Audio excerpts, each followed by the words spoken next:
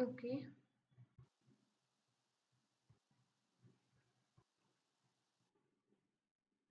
Okay, so in fourth unit we have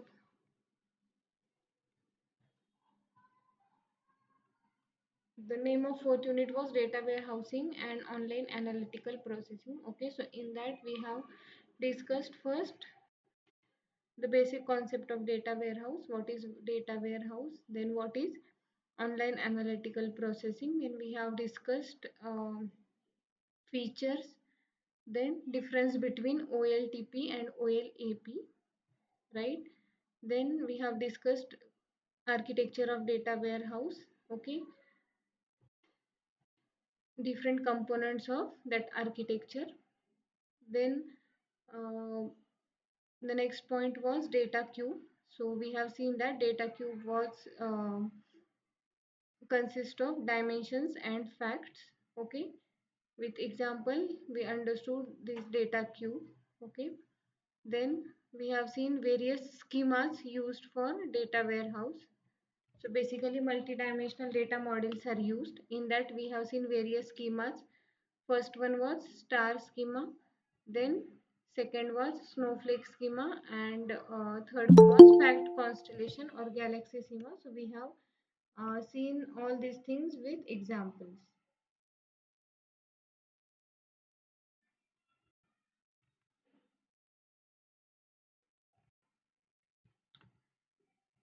right? Then we have seen concept hierarchy, how we can represent data in hierarchical manner, okay, like this. From fine grain to we go on combining like first city, then state, country, and then all. And then we have seen how this uh, concept hierarchy can be used for different OLAP operations, right? We have seen basically four operations: roll up, roll down, slice and dice, and pivot. Okay, there are still some more operations exist like drill across, drill through, but these four are the main operations or OLAP operations performed on data cube. Okay, then we have understood those examples using this diagram where all operations are performed on this data cube. Okay, then next is design of data warehouse. From different point of view, how we can view this data warehouse. So there are basically four views. First is top-down view, then data source view, data warehouse view, and business query view. So top-down view focuses on overall architecture and high-level requirements of the data warehouse. So इसमें क्या आता है business processes और top down view basically किसका होता है, जो decision makers होते हैं कंपनी के उनका, जैसे कोई सीईओ है या फिर सीनियर मैनेजर है, वो डिसाइड करता है कि डेटा वेयरहाउस कैसे क्रिएट करना है, राइट? बिकॉज वो कौन से पॉइंट ऑफ व्यू से देखेंगे, how to increase sales, how to improve customer satisfaction, how to optimise inventory management. So ये सब पॉइंट ऑफ व्यू किसका है, सीईओ या senior manager, which are decision makers of the company, right? So from uh, this view is called as top down view. Then next view we have is data source view. Okay, I'll write here.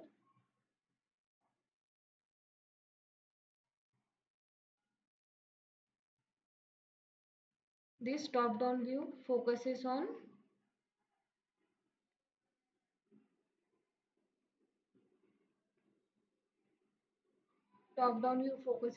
overall um, high level requirements, okay,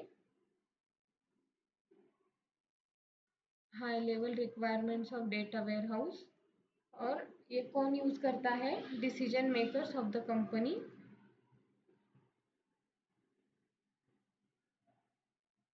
decision makers of company. जैसे decision makers कौन होते हैं, जैसे CEO या sales, senior sales manager. इनका point of view क्या होगा, how to increase sales, how to improve customer satisfaction, like that. Okay, the next view of data warehouse is data source view. So this data source view focuses on origin of the data. So data कहाँ से लेना है, कैसे store करना है, this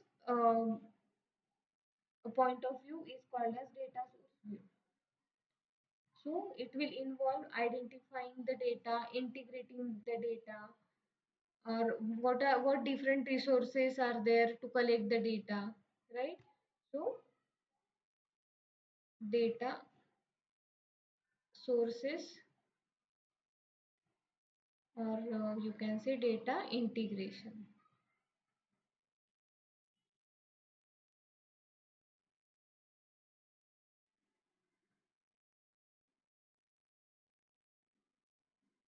ठीक है, then next view we have is data warehouse view.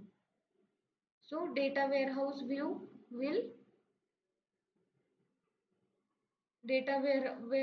will focus on how the data is stored, or you can say structure of the data.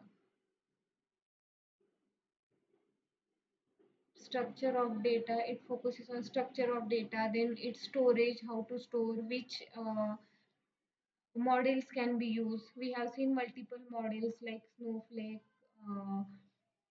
snowflake, जो भी हमने डेटा के मॉडल्स देखे थे, star schema, then snowflake schema, fact constellation schema, तो storage के लिए कौन सा मॉडल यूज करना है, राइट? कितने डायमेंशंस है, what are fact tables, what are dimensions for those fact tables, all will be focused in data warehouse view. Okay, and then last view is business query view. So this business query view focuses on how businesses will access or interact with the data.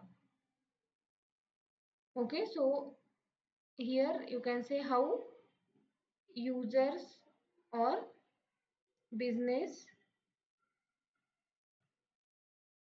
can access the data. इसका focus क्या होगा? How businesses can access data from the data warehouse. Okay, so for that various tools can be used. We have dashboards, we have reporting tools, or various OLAP cubes through which we can access the data, from which we can show the data, visualize the data. Okay, so this point of view is called as business query view. So these are the different designs of data warehouse, or you can say these are various frameworks or various perspectives through which uh, data can be viewed by various users. समझ में आया design of data warehouse और business analysis framework? Yes. Yes, ma'am. Okay. Then how the data warehouse is designed. Okay, so continuously we are using the word or say statements like data is stored in data warehouse. ठीक है, तो data warehouse में जब data store होता है, तो how that data warehouse is designed, data warehouse का design कैसे होता है, स्ट्रक्चर कैसे बनता है. जैसे आप जब रिलेशनल डेटाबेस में डेटा स्टोर करते हो तो पहले आपको टेबल बनाना पड़ता है, फिर उसमें आप प्राइमरी कीज बनाते हो, फिर फॉरेन कीज बनाते हो, टेबल लिंक करते हो, और उसके बाद आप डेटा स्टोर करोगे, राइट? वैसे ही अगर डेटा वेयर हाउस में भी आपको डेटा स्टोर करना है तो उसका भी कुछ डिजाइन का प्रोसेस होगा. So there are various approaches of data warehouse design process. Okay, so first approach, और there are top down approaches, bottom up approaches, और combination of both. So top down approach will start with design and planning. जब आपके पास पूरा data available है then we can go with top down. So पहले तो हम design करेंगे, प्लान करेंगे, and then will store data, और then we will design the data warehouse. तो ये मैच्योर क्या है, this top down approach is used by mature companies, mature organisation, दो जिनके पास पूरा डेटा रेडी है, जो बहुत दिन से वर्किंग में है, जिनके पास पूरा डेटा रेडी है, उसके लिए हम टॉप डाउन अप्रोच यूज कर सकते हैं। ठीक है। Then next approach we have is bottom up approach. So bottom up approach start with experiment prototype. तो पहले तो कुछ बिजनेस प्रोसेसेस और मॉडल सिलेक्ट करेंगे, स्मॉल स्मॉल प्रोटोटाइप्स डिजाइन करेंगे, and then gradually we will expand those prototypes, right. जैसे किसी कंपनी का, रिटेल कंपनी का डेटा वेयर हाउस है, तो पहले तो जैसे उसमें बहुत सारे मॉड्यूल्स होते हैं, परचेस का मॉड्यूल होगा, सेल्स का होगा, राइट, इन्वेंट्री का होगा।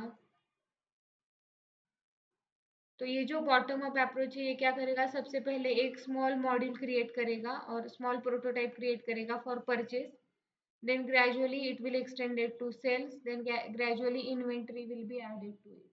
This approach is called as bottom up approach.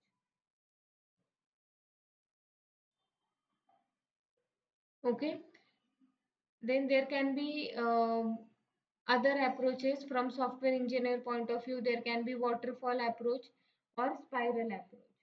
So spiral approach में क्या होता है, structured and systematic analysis at each step. Okay, जैसे वाटरफॉल मॉडल में स्टेप्स होते हैं, वैसे data warehouse design process में भी हम प्रोसेस को भी हम वेरियस स्टेप्स में ब्रेक डाउन कर सकते हैं, जैसे planning, analysis, testing, feedback, and again we can repeat it. So such process is called as waterfall model. Then we can use spiral approach in data warehouse design. तो spiral approach क्या होता है, spiral approach में हम it gradually हम functionality increase करते हैं। सो rapid generation of increasingly functional systems, जिसमें हम short turn around time consider करेंगे। जो भी जैसे सॉफ्टवेयर का स्पाइरल मॉडल होता है, just like that we can divide process data warehouse design process into multiple steps. Okay, again this is also repetitive. Okay, then this is the typical data warehouse design process which is usually used. So first business process model is chosen, then कौन से level का हमें किस level तक हमें data store करना है, वो ग्रैनुलरिटी लेवल चूज किया जाता है। उसके बाद we decide dimensions of the fact table and then we go on adding the data. This is the typical data warehouse design process, step 1 2 3 and 4। तो ये 4 steps में अगर हम कोई मॉडल यूज नहीं कर रहे हैं, तो typical data warehouse design process ये होता है। और we can use these approaches जो हमने ऊपर देखे, top down, bottom up, waterfall, spiral, these। ठीक है। Any doubt in data warehouse design process?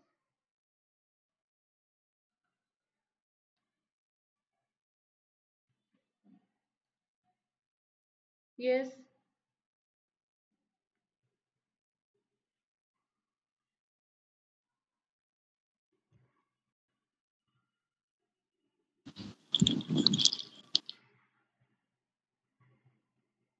Okay.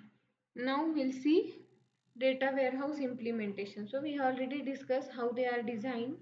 Now we will see implementation. So because we know data warehouses manage vast amount of data, so बहुत बड़ा data है, huge amount of data है, तो हमें इस data ware house को ऐसे manage करना होगा कि जो भी हम क्वेरी करें, जो भी हमें डेटा चाहिए, वो क्विकली फास्ट हमें एक्सेस मिले या डेटा एक्सट्रैक्ट हो जाए, राइट। तो for that there are various implementation methods. So efficient cube computation method, access methods, query processing techniques, these are the essential elements for data warehouse system। ठीक है। तो इसमें हम देखेंगे कि डेटा वेयर हाउस में डेटा क्यूब का efficient computation कैसे हो सकता है, and why do we need this efficient computation, क्योंकि जो भी डेटा हमें चाहिए उसका रिजल्ट हमें क्विकली आना चाहिए.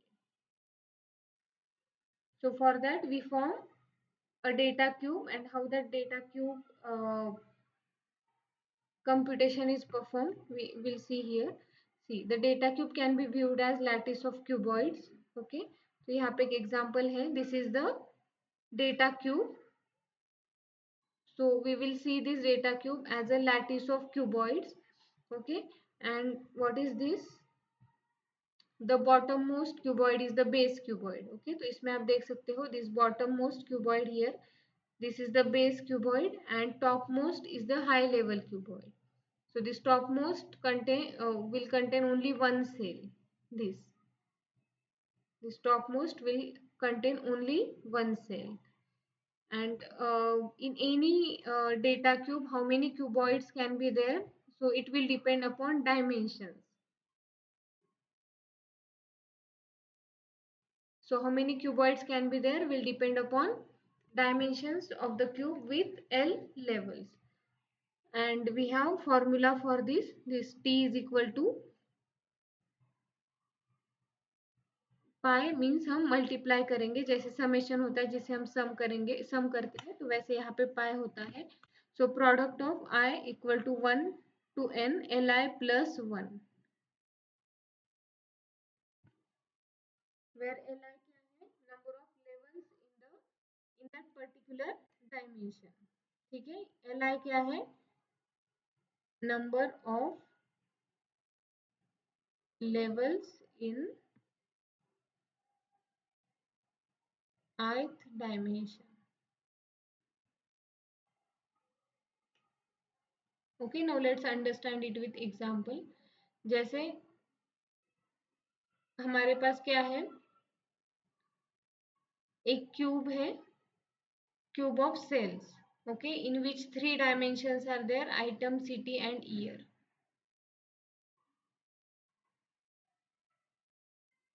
Okay, and we have to compute these cells of this cube. So first what we'll do, we will create a cube, right? And there will be multiple cuboids. So this base cuboid will have all the dimension like city, item, year. Then above that level we have 2 dimension in each cuboid: city item, city year and item year. Then in above level we have only 1 dimension per cuboid: city item and year, and this is the topmost. So we need to compute group by operation, because we are here calculating sales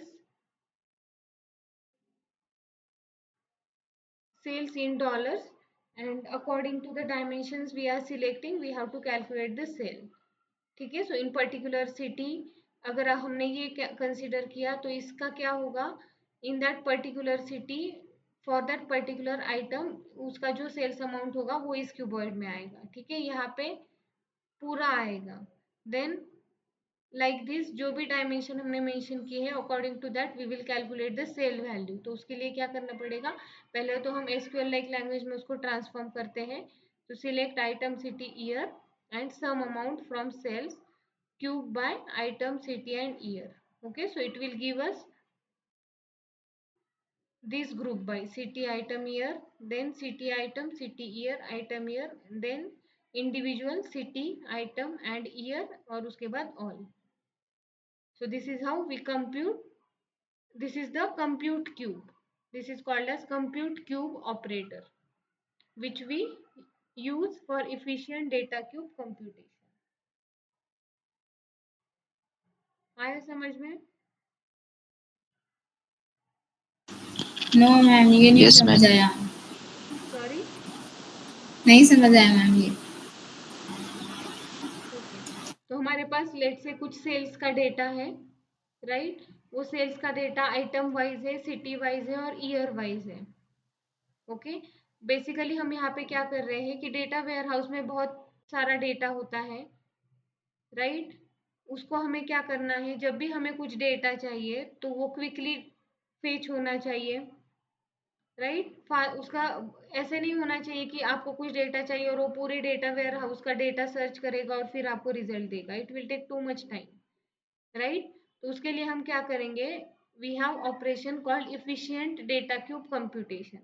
तो efficient data cube computation में हम क्या करते हैं, cube का एक ऐसा cuboid बनाएंगे जो ऑलरेडी उसमें कंप्यूटेशंस हम बना के रखेंगे, राइट। जैसे अगर आपके पास सेल्स का डेटा है जिसमें 3 डायमेंशन है, आइटम, सिटी एंड ईयर, तो ये जो क्यूब है इसमें हम क्या करेंगे, at different level we will compute the sales। जैसे ये जो बॉटम मोस्ट लेयर है इसमें क्या होगा, पूरा टोटल सेल होगा, बिकॉज यहाँ पे हम तीनों भी डायमेंशंस कंसीडर कर रहे हैं।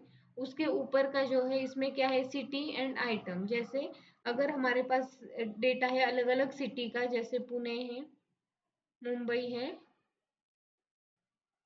ठीक है, दो दो सिटीज है, अलग अलग आइटम्स है, तो पुणे के लिए हमारे पास होगा टीवी, देन स्मार्टफोन्स, ओके।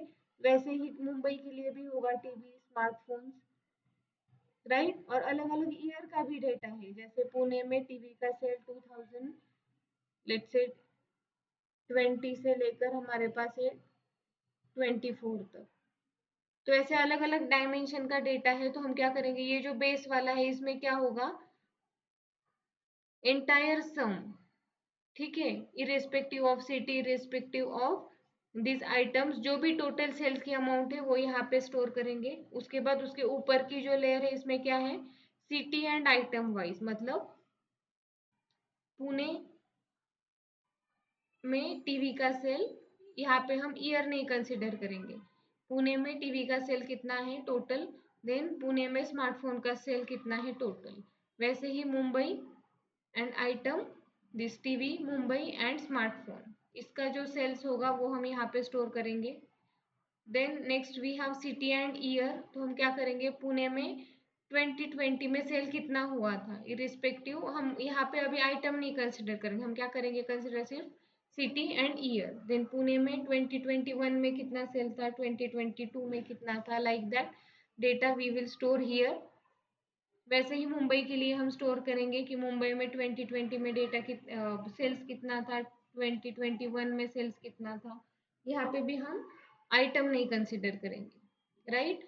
और then in this particular cuboid we will store data of item and year, ठीक है। तो यहाँ पे अभी हम सिटी कंसिडर नहीं करेंगे, टोटल टीवी का इस ईयर का सेल 2020 का कितना था, तो उसमें पुणे का भी आएगा, मुंबई का भी आएगा।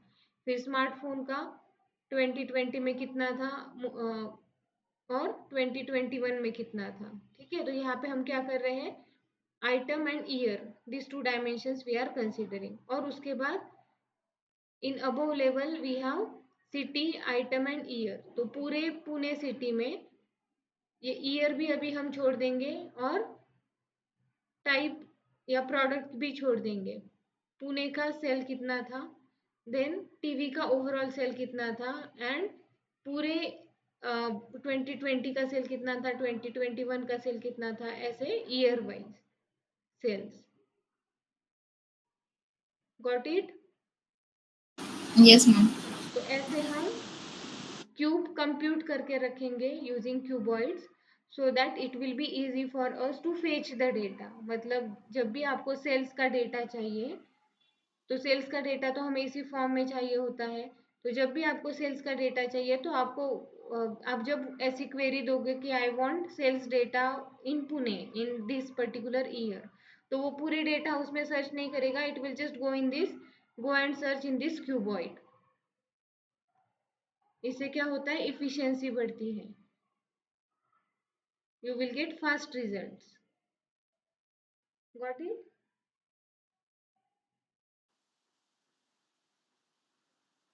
Yes, ma'am.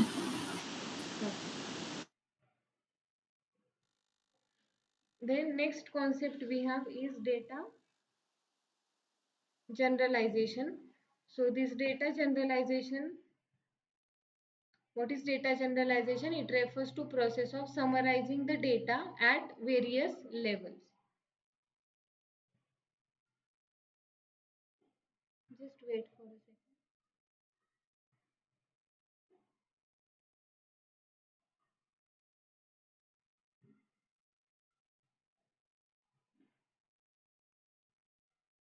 Okay, so data generalisation क्या करता है, आपके डेटा की कॉम्प्लेक्सिटी रिड्यूस करता है, और जो डिटेल में डेटा है उसको उसकी हम समरी देते हैं। जनरलाइजेशन मतलब we are giving summary of your detail data.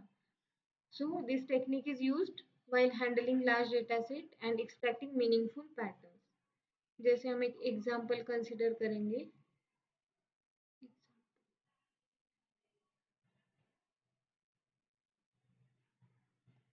ठीक है, डेटा जनरलाइजेशन का एक मेथड है attribute oriented induction. Attribute oriented induction was proposed in 1989. It is not confined to categorical data nor particular measures. So किसी भी data, किसी भी type के डेटा के लिए हम एट्रीब्यूट ओरिएंटेड इंडक्शन यूज कर सकते हैं।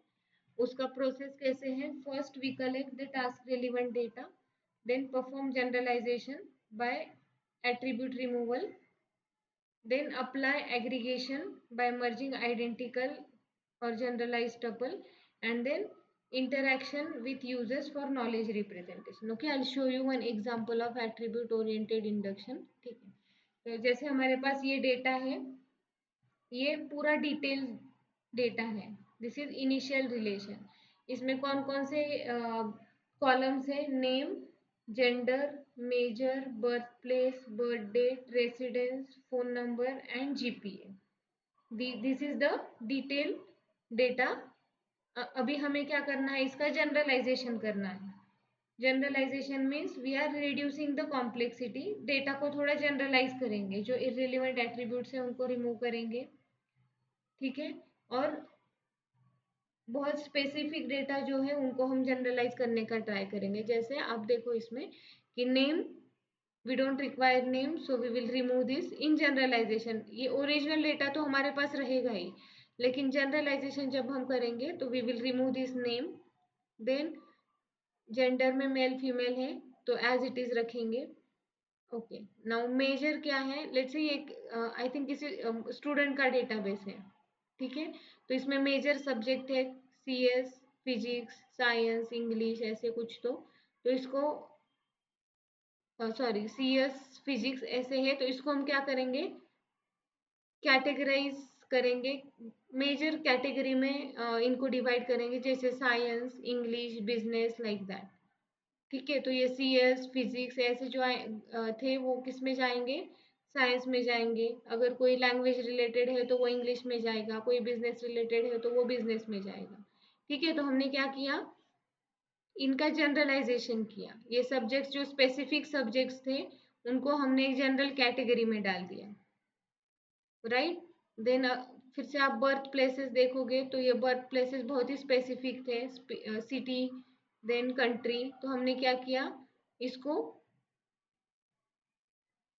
इसमें से सिर्फ कंट्री लिया।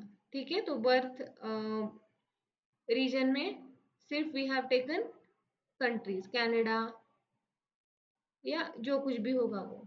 ठीक है, देन बर्थ डेट था, बर्थ डेट को हमने क्या किया, एज रेंज में कन्वर्ट किया। ठीक है, तो according to birth date we have calculated age and उसका एज रेंज लिया, मतलब 20 to 25, 25 to 30। Okay, then next is residence. Residence भी इसमें डिटेल में एड्रेस था, तो इसमें से हमने सिर्फ सिटी एक्सट्रैक्ट कर लिया।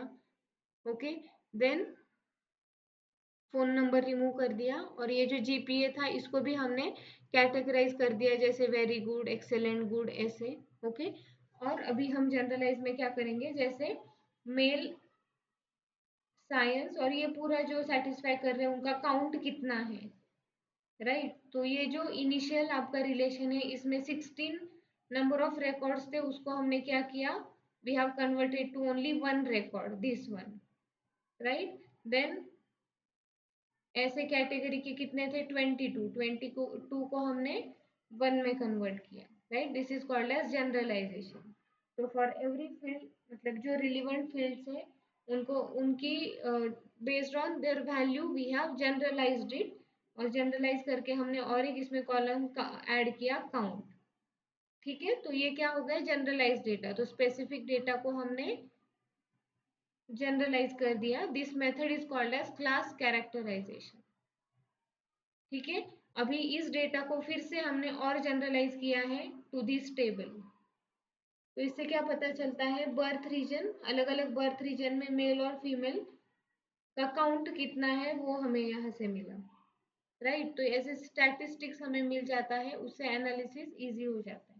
So based on what type of task you want to perform, you can generalize your data.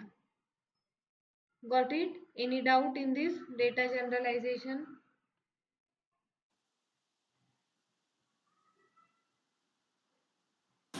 Ma'am फिर नॉर्मलाइजेशन में क्या होता है? Sorry? नॉर्मलाइजेशन में क्या होता है फिर? Normalisation is different concept. Normalisation में हम रिडंडेंसी निकाल देते हैं, जैसे मान लो हमारे पास कुछ स्टूडेंट का डेटा है, ठीक है, ऐसे स्टूडेंट का डेटा है, तो इसमें और एक कॉलम है जैसे डिपार्टमेंट, ओके।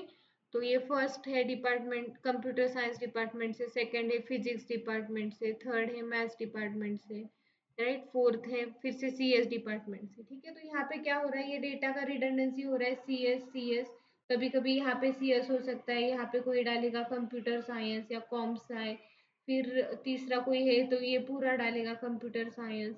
तो इससे क्या होता है, कंसिस्टेंसी भी नहीं रहता है डेटा में और रिडंडेंसी भी हो जाता है। तो इंस्टेड ऑफ दैट हम क्या करते हैं, एक डिपार्टमेंट का सेपरेट टेबल बनाते हैं जिसमें होगा डिपार्टमेंट आईडी और नेम, ठीक है। तो इसमें क्या होगा, department ID 1 CS, 2 physics, third maths, ठीक है। तो ये जो है ये डेटा आप निकाल दोगे, सिर्फ यहाँ पे क्या स्टोर करोगे, डिपार्टमेंट आईडी, डिपार्टमेंट जैसे इसका सीएस है तो इसका डिपार्टमेंट आईडी है 1, तो यहाँ पे मिस्टेक्स के चांसेस कम हो जाते हैं। बार बार आपको ये नाम स्टोर करने के लिए जो मेमोरी स्पेस लगता है वो भी बच जाता है, जैसे इसका फिजिक्स है तो 2 स्टोर करेंगे, मैथ्स है तो 3 स्टोर करेंगे, फिर इनके लिए 1 स्टोर करेंगे, तो मेमोरी स्पेस भी कम लगता है। This is called as normalisation. तो ये जो देते हो आप, 1 इस डिपार्टमेंट टेबल के 1 को रेफर करता है, ये 2 इस 2 को रेफर करता है, this 3 will refer to this 3 ID.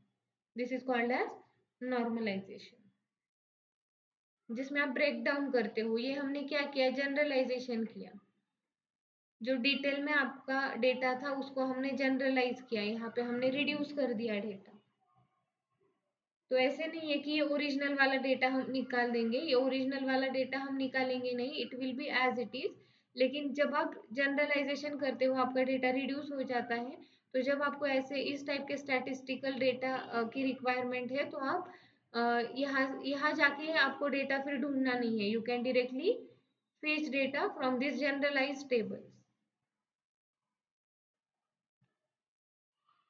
Got it? अच्छा, फॉर्मल की वाला कंसेप्ट आता है? Yes yes, foreign key primary key वाला कॉन्सेप्ट आता है नॉर्मलाइजेशन में, और ये जनरलाइजेशन है। Generalisation is totally different. Normalisation हम आरडीबीएमएस में यूज करते हैं, राइट। जनरलाइजेशन हम डेटा वेयर हाउस में यूज करते हैं। इसका पर्पस क्या है कि डेटा का रिट्राइवल जो है, डेटा जो फेच करना है हमें डेटा वेयर हाउस से, वो फास्ट हो, उसका स्पीड बढ़े।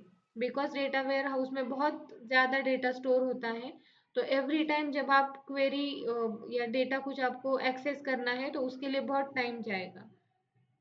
तो on top of original data हम ऐसा जनरलाइजेशन का डेटा, क्यूबॉइड का डेटा, वैसे डेटा स्टोर करके रखते हैं, ताकि जब भी आपको डेटा फेच करना पड़े तो एवरी टाइम आपको डिटेल टेबल में जाके सर्च नहीं होगा। तो ये जो जनरलाइज, ये जो हमने रिड्यूस किए हुए टेबल है, इनमें से डेटा सर्च होके आ जाएगा, ठीक है। जैसे हमने यहाँ पे कितने टोटल नंबर ऑफ रिकॉर्ड्स इस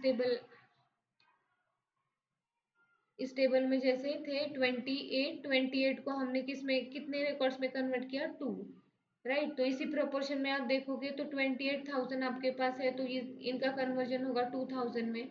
तो 28,000 डेटा से सर्च करना will be difficult, and 2000 number of data से सर्च करना will be easy and fast, right. ये एग्जाम्पल के लिए हम बहुत छोटा डेटा देखते हैं, लेकिन जब भी आप डेटा वेयर हाउस इमेजिन करते हो तो ऐसे वेयर हाउस के जैसा ही इमेजिन करो कि जिसमें huge amount of data store है। जैसे बड़े बड़े सर्वर्स होते हैं, सर्वर के रूम होते हैं जिसमें हंड्रेड्स ऑफ सर्वर है और वो हर एक सर्वर पे डेटा स्टोर है। तो उसमें से डेटा सर्च करके दिखाना is very difficult task. That is why every time हम उस डेटा में जाके सर्च नहीं कर सकते, इसलिए हम हायर लेवल पे अलग अलग फॉर्मेट में डेटा स्टोर करते हैं. Got it? Yes, ma'am. Okay. So this is the summary of unit, and we have finished with this fourth unit. ठीक है.